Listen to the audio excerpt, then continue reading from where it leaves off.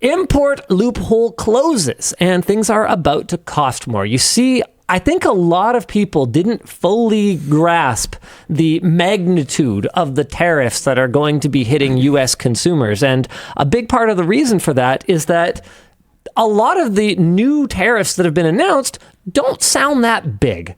They don't sound like that much. They don't sound like a huge deal. But here's the thing. The big change is not necessarily the amount that the tariffs are or the categories of products that they're on or even the source of the goods that are being tariffed. The big thing that's going to impact consumers in their day-to-day purchases is the elimination of the de minimis exemption. So the de minimis exemption was, well, I guess exactly what it sounds like. It was an exemption on incoming shipments that were under the threshold of $800. And the idea behind it was that these small shipments clearly intended for non-commercial use for individual consumers were not worth the hassle of, dealing with handling all these tiny transactions for all of these incoming shipments, and also, I guess, a way to reduce prices for individual consumers. So for years now, there's been the ability for sites like Temu, Shein, AliExpress. Is it Temu? Yeah. Oh, I always thought it was Temu. I don't know. LTTstore.com to ship items that otherwise would have already been tariffed into the United States without them being tariffed, as long as the total order was under $800. That is gone. I believe, May 2nd. So that is gone today. And it is already resulting in some pretty interesting impacts. Temu has said they will no longer sell imported goods directly to consumers.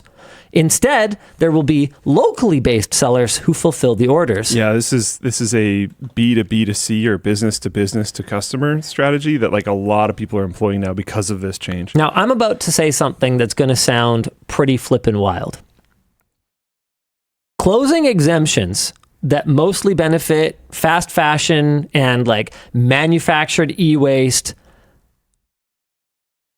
maybe not a bad thing. I'm kind of okay with that. I mean, if that's what they mostly benefit, those are things that are bad. So, well, who they benefit is importers who are basically, burning jet fuel, drop shipping garbage, sending some these small pieces of junk over the ocean, one at a flipping time, rather than consolidating them on container ships, sending them across the ocean that way, and then having them distributed on the other side. However, even though I am pretty anti-fast fashion as a whole, one of our big core tenets for LTT Store is that when we make a clothing product, when we make an apparel item, it should be made to last. And if for whatever reason it doesn't last, there's always the Trust Me Bro guarantee. You contact our support and we will do whatever we can to make it right. And I have always been of kind of the mind that, well, what does it matter if these pants are not the current style? Have they fallen off me yet? Well, then I will continue to wear them. But it has become I think it's fair to say, growing plague. I think so. Is it fair to call fast fashion a growing plague? I think so. Where people are treating clothing as being effectively disposable after a couple of wears. It used to be a couple stores in the mall that weren't necessarily that popular, and now it's massive online sites where it seems like genuinely a lot of people do their shopping. Which has led to a positive feedback loop where sellers are noticing that there's absolutely no benefit to their customer to building something that lasts, so they make cheaper and cheaper stuff, which leads people to have expectations that things should be really cheap because realistically it's only going to last a few wears, and so on and so on and so forth, until we've spiraled into this mindset, both on the consumer and on the manufacturer side, that all this stuff is basically disposable and is good for part of one season before it should just be thrown away. And there's ideas for how you can solve that. Oh, I'll just donate all of my own clothes. But I don't know if you guys have looked into that in the last 5 to 10 years, but the volume of clothing that exists to be donated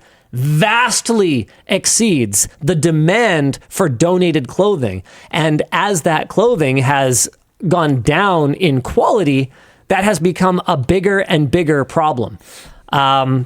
So, to some people who are just kind of reflexively against anything that the current U.S. administration does, that might sound like a controversial take, but for me, it is actually, at least on the surface, aligned with something that I think is not necessarily a terrible idea. I do think, okay, so that might be the majority of what it targets. And so it makes sense. Cool. I do think there are things that are going to get cleaved from this that were not under that. So my next words were going to be, with that said. Do you think it would be interesting if something could come through de minimis if it had like a really strong warranty, long duration, strong warranty? I don't know how you'd enforce that, because that sounds tough to enforce. And this is something that I have clashed with our audience about before, because everyone has a different perspective, which is impacted by the people around you, the place you grew up, what you've experienced, right? Your life experiences. And when I say things like, a warranty is only worth the paper that it's written on, it comes down to the willingness of that company to honor it. It's because Canada's kind of more like that. There's going to be folks from Australia, for instance, where they have strong consumer protection laws, and they literally actually have somebody that they can contact that actually has, fangs that can go after these companies and be like, hey, you actually need to refund them or whatever else.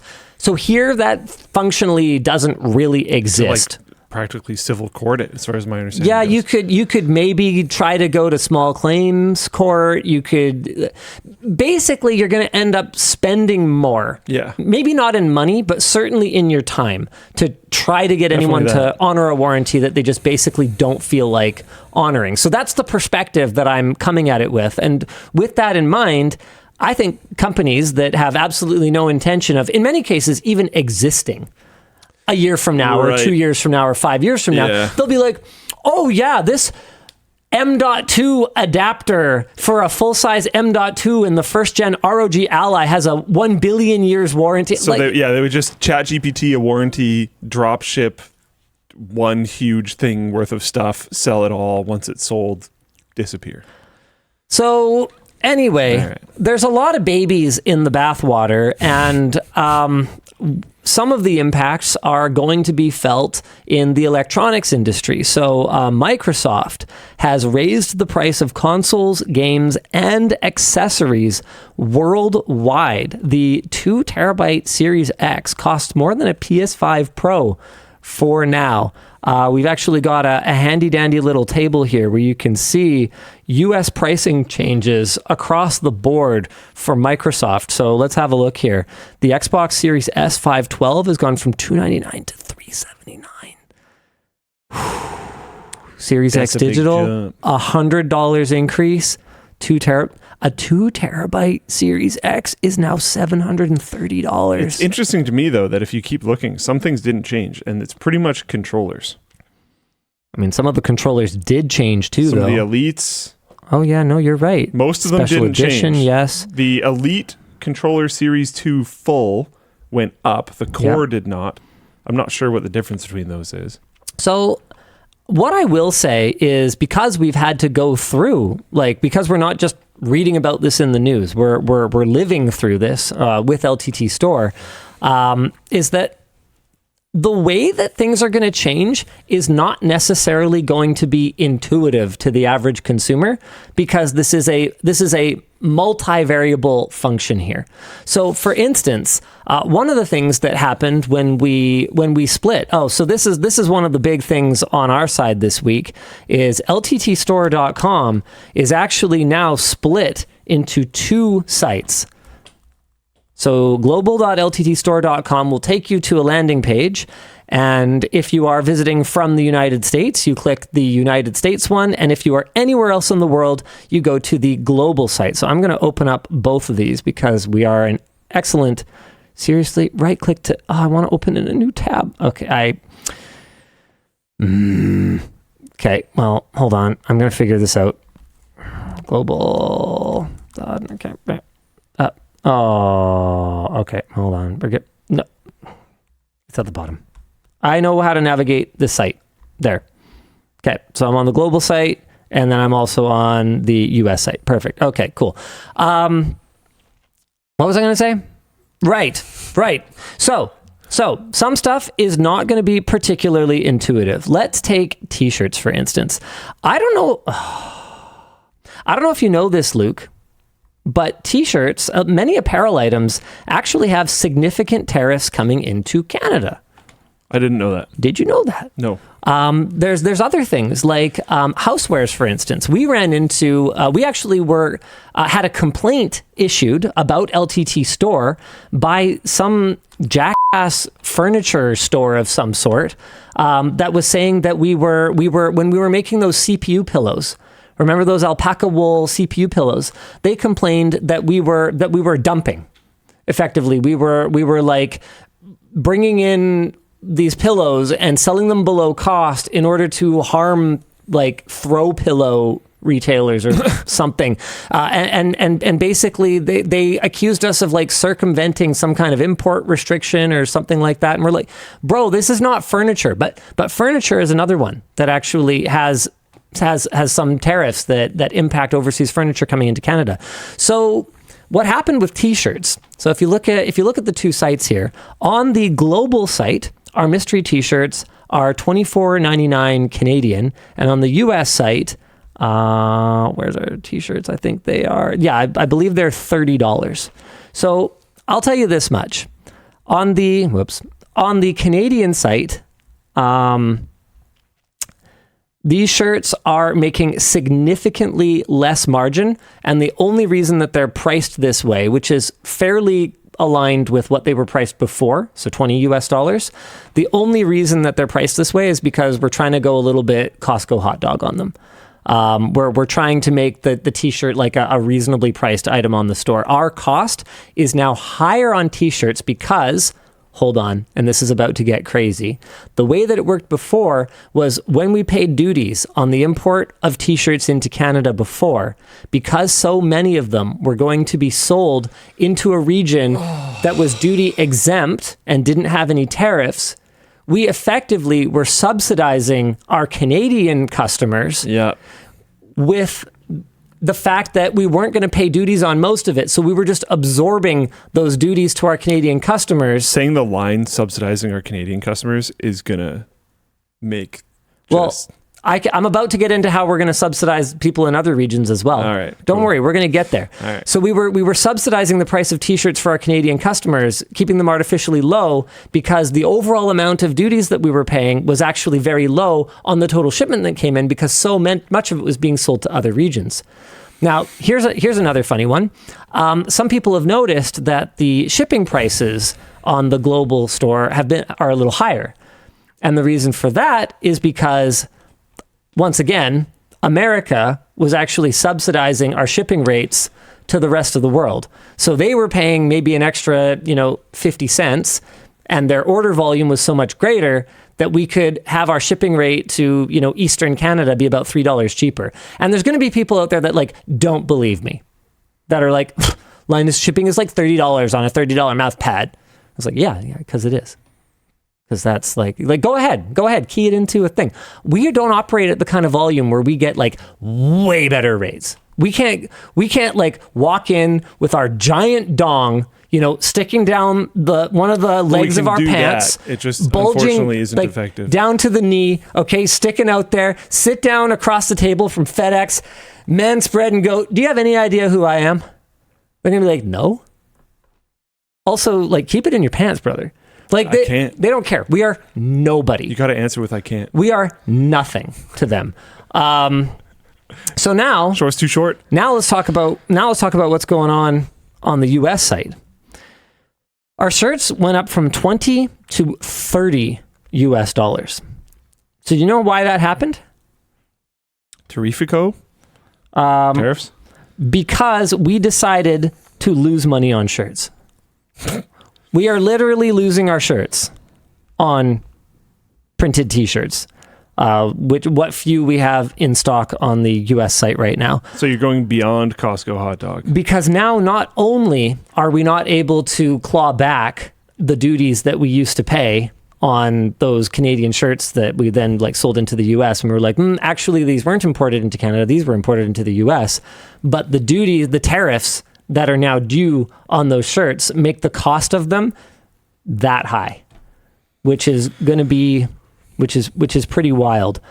So we are actually subsidizing any American who wants to buy a shirt now, like keeping them at $30 is effectively taking money that we are making in other regions and trying to keep the shirts somewhat accessible I think this for our plays American customers. directly into the pro-tariff like playbook, though.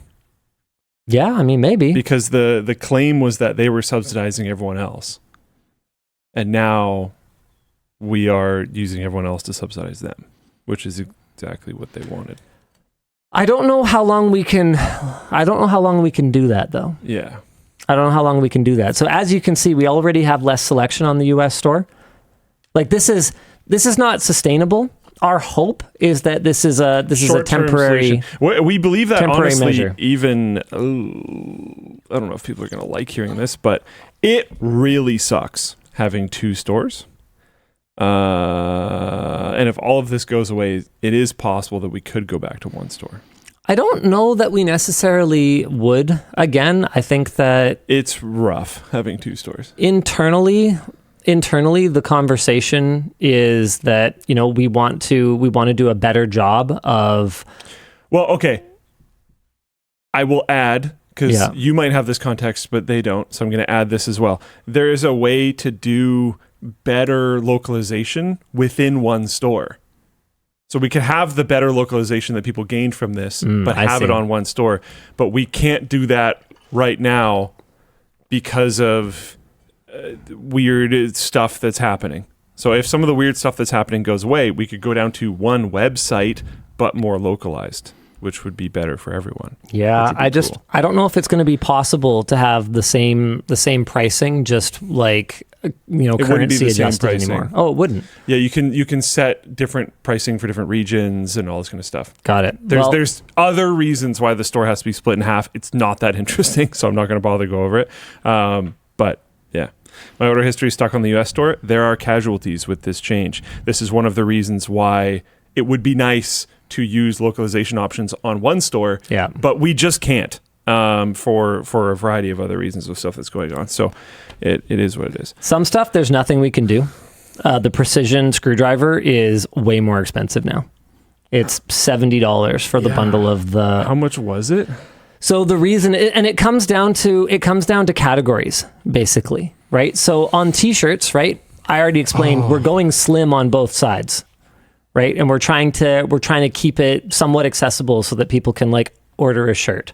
But on something like the screwdriver, it just or the precision screwdriver specifically, it is what it is. To maintain the MSRP that we had before, we'd be selling it at a loss instead of at a profit, and that's not an area where we want to Costco hot dog it. Like, I've always been like that about t-shirts. So I think some people are getting a little bit up in arms about, you know, subsidize this, sell at a loss, that. T-shirts have always been something that we've gone kind of slim on. And I think that's probably why you guys are seeing an outsized impact here, because we didn't have any room to play with. Like, we can't, if we were selling into the US at our old price, which was $19.99 for printed t-shirts, shirts that are manufactured overseas but printed here in Canada, we would be losing anywhere from like $9 to $12 a shirt or something like that USD, which is like obviously stupid. Yeah. And then if we hadn't made any adjustments on the Canadian ones, if we'd gone we didn't make any adjustments on the global site, we went to $24.99, and that is extremely slim, like extremely slim, because there's functionally very little clawback now, because anything that is brought into that inventory pool is destined for a predominantly Canadian and to a lesser extent global audience. So basically, the point of going through this was just to kind of talk to you guys about how, depending on the category, like apparel was impacted in a way that was multifaceted, multivariable, and any assumptions that, that companies were making in the past about how the goods are going to flow, how the money flows back the other way, and what taxes, duties, and tariffs are due, have functionally been thrown out the window over the last few months. And it's possible that I got a couple details, a little off on percentages of markup or margins or whatever else. Realistically, we have a wonderful team that works through this stuff for us.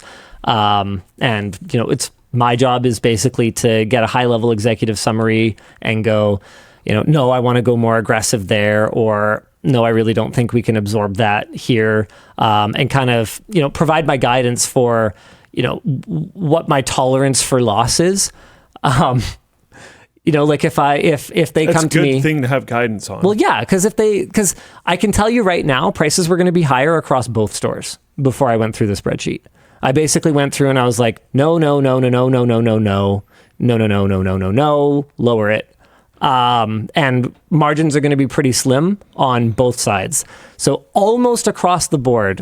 We've been keeping the team strong. We haven't been doing layoffs throughout this. We're not planning on it. All that kind of stuff. We're doing good. So that effectively just means he gets less money.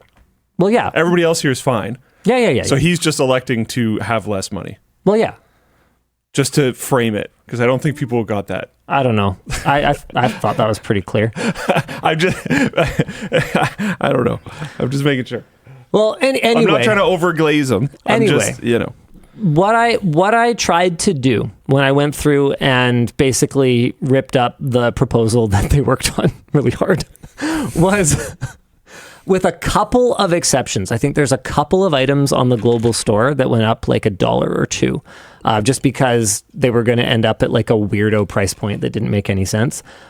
With just a couple of exceptions, the pricing on the global store should be pretty much what it was before, or a little bit less.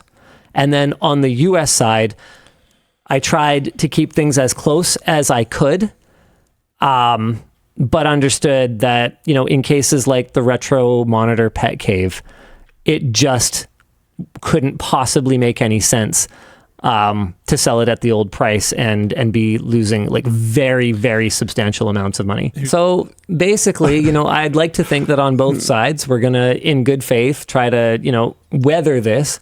And I'm already seeing some cracks forming in the U.S. administration's, hardline stance on tariffs. We're already seeing China potentially rumored to maybe be thinking about possibly coming to the table and figuring this out. So, all I can really do, like, let's face it, Canada is not a global superpower, right? So all I can really do is kind of sit on the sidelines like I do and kind of hope that the big kids are going to figure it out and that mom and dad are going to stop fighting so that ultimately people can get better prices on their fine quality merchandise from lttstore.com and Xboxes. Yeah. And also disposable crap from Shein and Temu. Yeah. I mean, I guess that's kind of a bigger conversation though, right? Is like, how would you deal with that? What would be your solution, right? Because it's easy to say like, yeah, this is a terrible implementation, blah, blah, blah, et cetera, right? But like, how would you try to change a consumption culture that has leaned so heavily into disposability of functionally everything? Like, dude, what are you going to buy in a dollar store anymore if there's, 150% tariffs on, literally everything that's in there? Like, are you going to Destin from Smarter Every Day, he made a barbecue scraper that's made in America just as an experiment to see how bloody difficult it is to make a barbecue scraper that is made in America, to make anything in America. I'm just gonna bring it up because I forget exactly. Here it is, the Smarter Scrubber. Here it is. And what he discovered was that it is flippin' difficult. Yeah, here you go. For years, I've wanted to make a high quality product in America to prove it can be done and compete with overseas manufacturing. And I would say it's pretty clear that he is competing with overseas manufacturing in terms of the design and quality. What he is not competing with is the price. When you have to talk about your barbecue scraper for this long before you scroll down and find a price, I guarantee you that it is not going to be a super attractive price. And this is the same challenge that we ran into to a degree with the screwdriver. The screwdriver is a much more complex product, but is priced $10 more. And that's what happens when you do your molding in Canada, when you shoot your plastics in Canada, you do final assembly and packaging here in Canada. It's amazing how fast those things add up. And there is good news. For anyone who is, worried that the pricing of the LTT screwdriver is going to go up in the States, it's not. I believe we are either very close to or we have finished getting it certified made in Canada, which we had a pretty good idea that we could do before. Just never bothered to go through the work. Because it didn't matter. Yeah. Like we knew how much of the transformative value-added work that we were doing here in Canada, but it didn't matter from a cost perspective for our customers, so we weren't going to burn cycles on that. But anyway, back to the smarter scrubber. Would you buy a barbecue scrubber for $60 knowing that it could very well last a lifetime and that you'd never have to buy another one, but knowing that you'd be spending $60 for a barbecue scrubber? How much is an alternative barbecue scrubber? Well, as a person who does not own a barbecue. Okay, well, I don't know. I am a fellow monitor owner. What is going on? God, I hate this website. Ugh. Trash. I love these, absolutely could be solved by an AI. Oh my God. But we're farming you for training little widget things. Is it that one? Yeah, it's this one. Okay. Is this like a cup? Is this a bowl of noodles? What am I even doing? It's so good. Oh my God, stop. Train our AI for access to this website, please. Yeah, I know, right? Okay, barbecue The Scrub Daddy barbecue brush, somebody said. One-piece portable multifunction outdoor barbecue. I wouldn't buy. I'm assuming it has lead or something from there. Well, I could hold on a second. I could literally buy 30 of these, though. I could buy an actual platoon of one-piece portable multifunction outdoor barbecue cleaning tool for the price of one smarter scrubber. And I'm not saying that you should. I'm just saying that you could. Yeah. And look, I don't actually need your answer because it doesn't really matter. It's not really the point. The point is that in general, it's a lot. Consumers have answered that over the last 30 years. And you'll have the loud people. And I tend to like those loud people and prefer to think the way that they do, but that'll be like, I'd rather buy less things, but buy quality things that I will be able to keep for a long period of time or whatever. But most people don't do that. Cody N7, do you have a source for this? It said there was a store owner who kept getting told that people will spend more for made in America products. So he went through the process of finding U.S. suppliers, then listed both on the website, made in America and made in China, with a 10% price delta. And almost nobody spent the extra money to buy the U.S. one. Do you have a source for that? I made it up. Yeah, probably. Freelancer. Oh, Athena did a made in US side by side. Search Athena showerhead tariff. You know what? I'm gonna get you guys to look that up. Okay. Would you pay 30 times the price for your barbecue scrubber knowing it's safer? If I thought the other one had lead in it, yeah. No, I'm like the little bristles can come out and they can get in the meat and they can actually be dangerous if ingested. I am personally kind of the mind that you have to be kind of not very careful to not notice that, but I mean, hey, I thought that you could melt regular cheddar cheese from Costco on a burger. Some things are really hard. You can't. That's impossible. Some things are incredibly difficult, and I think you need to understand that. Okay, that's fair. That's fair. Just because you have your $700 barbecue scrubber and have never experienced a bristle in your life doesn't mean that there aren't others out there on the grind set, dealing with these problems every day, almost dying. Cody N7 says, my memory was incorrect. It's almost double the price for Made in America.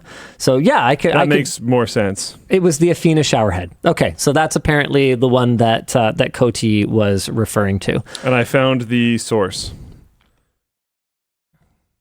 So we ran an A/B test. Wow, that's actually really interesting. Add to carts, Asia. Add to carts, USA. Whoa. We tested everything. 0 purchases, USA. Color, copy, layout. We ran it over multiple days and traffic sources. Same outcome every time. For a moment, we thought we'd made a technical error. We hadn't.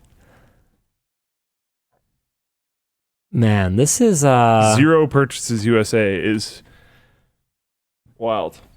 That's surprising to me, actually. I genuinely would have expected... You know what I bet it is? I bet it's the product category. Because if it was like a gun or something, right? Like if it was something that... Because it's like a water purifier, so they don't care. Or isn't it a showerhead or something? I think it's a showerhead water purifier, isn't it? Athena? What do they make? Filtered showerhead, yeah. Yeah, okay. So it's some filtered showerhead. It makes my hair nicer. That realistically people... I don't have a hair. Well, no, I don't. Oh my God, can you not generalize? You're gonna... They call it a bald eagle for a reason, Linus. We don't actually want to be assimilated.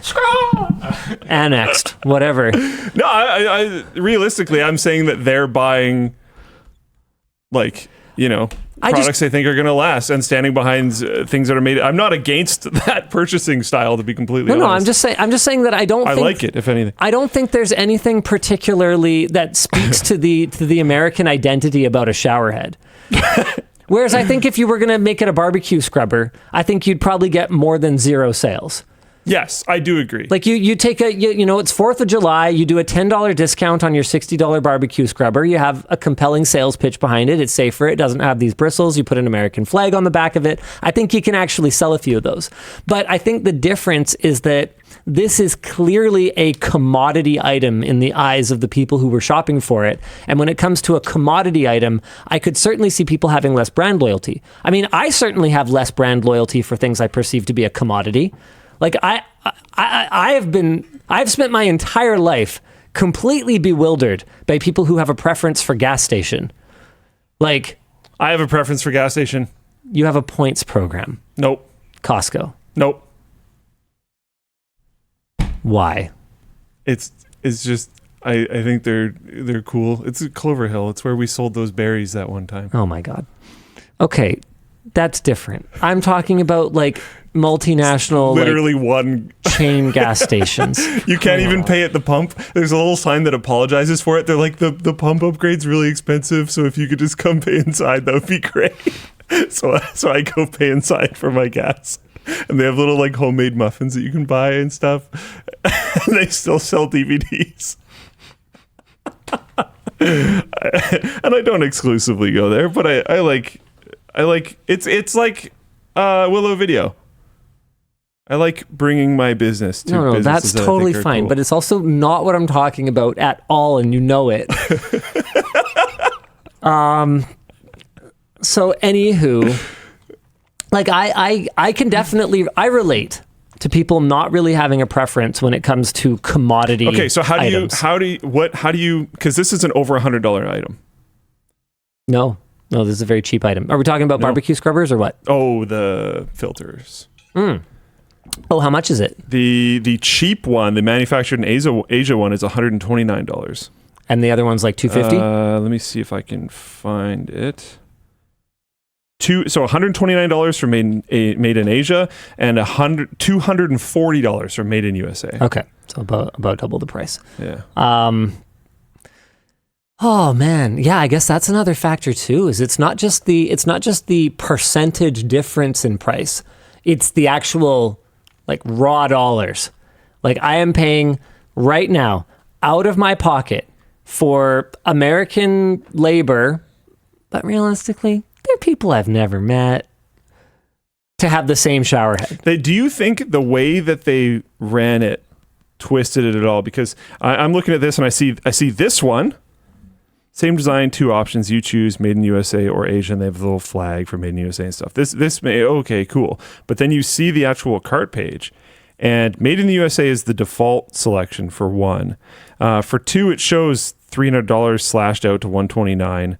And then there's like, important note, the quality is identical regardless. This might even be true, but I'm just wondering if it twists things. The quality is identical regardless of where the showerhead is manufactured. While our USA-made showerhead is indeed made in the United States, some of the materials used are still sourced from other countries as they are not available in the USA. And that almost like has to be true when it comes to certain like minerals or whatever else. Yeah. So that is what it is. But I could see that plays into impacting. I could see that impacting. Yeah. I think that if they were slightly less transparent in the running of their exercise, They might have gotten more converts. it might have been a less honest presentation, but it might have been a better experiment, if that makes sense. Maybe, yeah. Because most people that I know of that are buying nationally because of quality more than anything. Mm-hmm. But then, do you really have doubts about the raw quality of like a copper tube before it was bent into a faucet or whatever it is? Some people do. I guarantee you, some people do. Yeah, but then There's like the whole like Chinese steel versus whatever other steel argument. I have no idea if that's real or not. I know nothing about it, but I've heard those phrases. But wouldn't you rather somebody tell you, like, hey, if anyone else says that they're using American this, they're not, it like isn't a thing? Like, it does seem like the more honest way to present it. No, I prefer it being presented this way, to be clear. I'm just saying I wonder if that changed anything. I also think it's interesting that made in Asia is selected by default. Well, didn't they say they tried different forms? Yeah, but they don't show it. Yeah, that's fair. Either This way, graph is crazy. Sorry, Yeah, one last one. You can't even like see it. It looks like the whole graph is just on the left, but no, there's 2 more columns here, 2 separate additional columns right here. Yeah. One of them's just not actually existent because it's at 0.00. But the section is there. That's wild. Did you see Sony just like increased prices everywhere to subsidize the US? Yeah. And to pay for the tariffs But that way? this is my problem with that is if you're It's a trying PlayStation to wall, go against it. And Mexico's going to pay for it. Yeah. If you're trying to go against the whole idea, you're playing into exactly what one of the taglines was at one point in time, which is that America was subsidizing everywhere else. And now a lot of companies are flipping that, which is theoretically what they wanted. Right. So if you're trying to go against it, you're playing into what they wanted. Just to make this completely clear, we have not increased prices on our global store to account for tariffs. We have increased prices on our US store. There is one key difference, and that's something that I talked about on the shipping side, where because we were consolidating all of our shipments and routing them through the US, our US costs were quite a lot lower, but our international costs were a lot higher, to the point where we would basically sell nothing internationally before.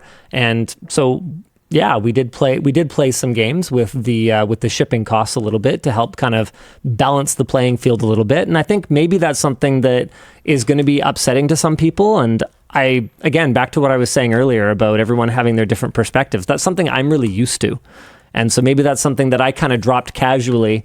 And for other people, it was like a complete bomb because, like, for instance, my first exposure to this concept was when I started working at NCIX. And I learned that any postal code with a 0 in it is a super expensive postal code. Did you know that? No. They're rural.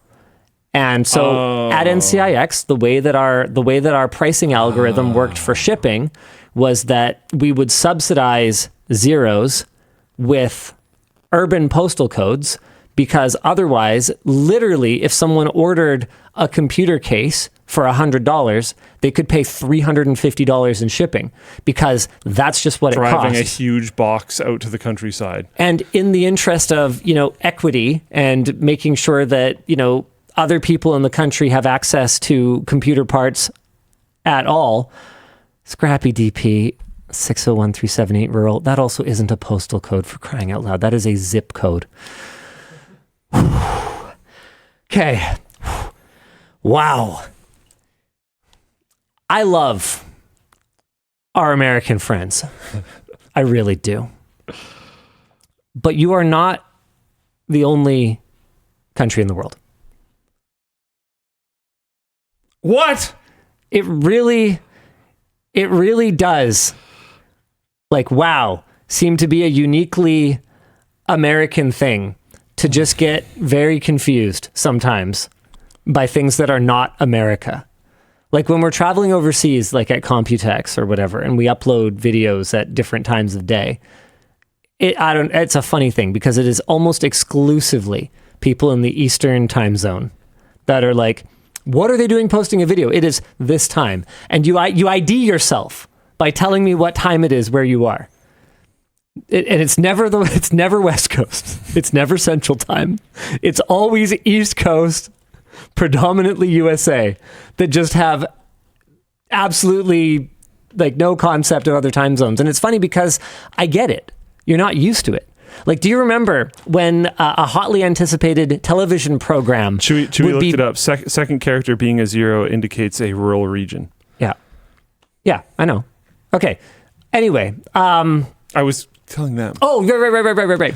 Okay, so do you remember when you were a kid and some hotly anticipated... Yeah, you just did the America thing. I did? Yeah. I was talking to them and you were like, I know. Oh, okay. Sorry, I thought you were telling me.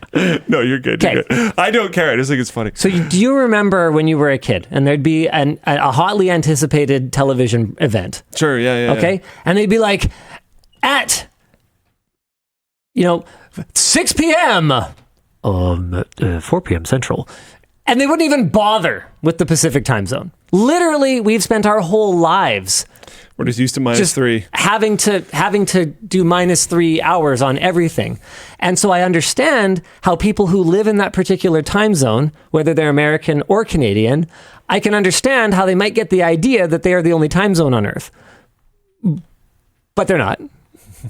So postal codes are not zip codes and do not work the same way. I do not purport to know anything about how zip codes work because I'm not American and I don't care. It doesn't really matter.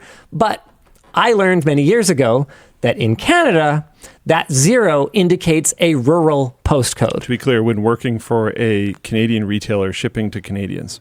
Yes.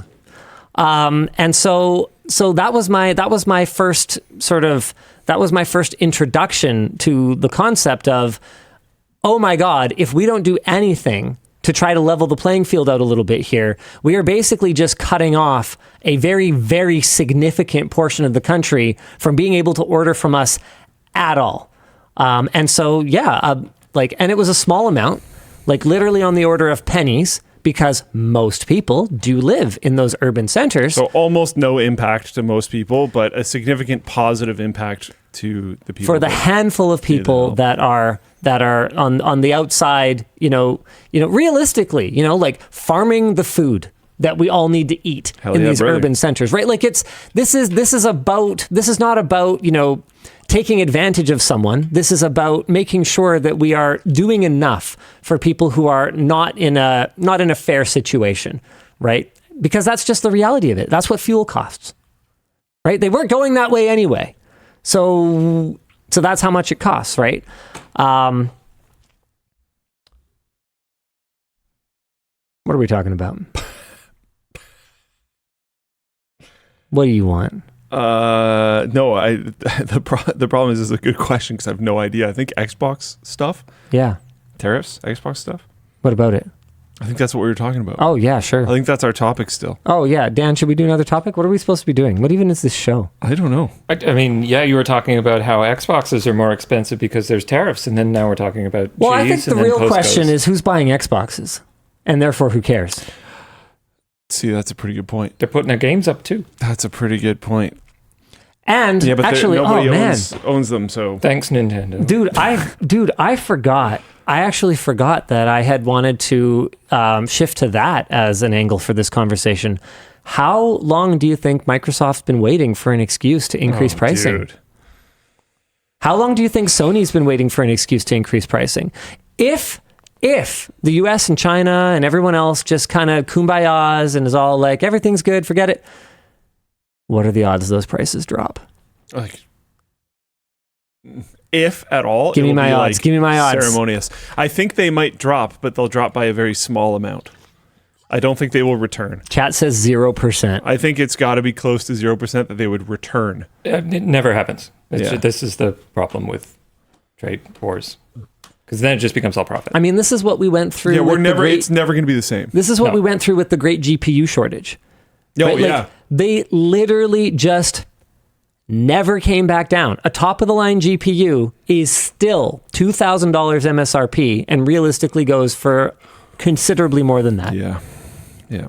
It just never went back down. As soon as customers will show that they're willing to pay, $25 instead of $10 for those Shein pants, they're going to be like, oh,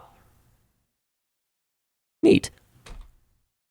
Until somebody else potentially lowers it. In the GPU market, there was and is no actual competition there. So they can just keep it up forever.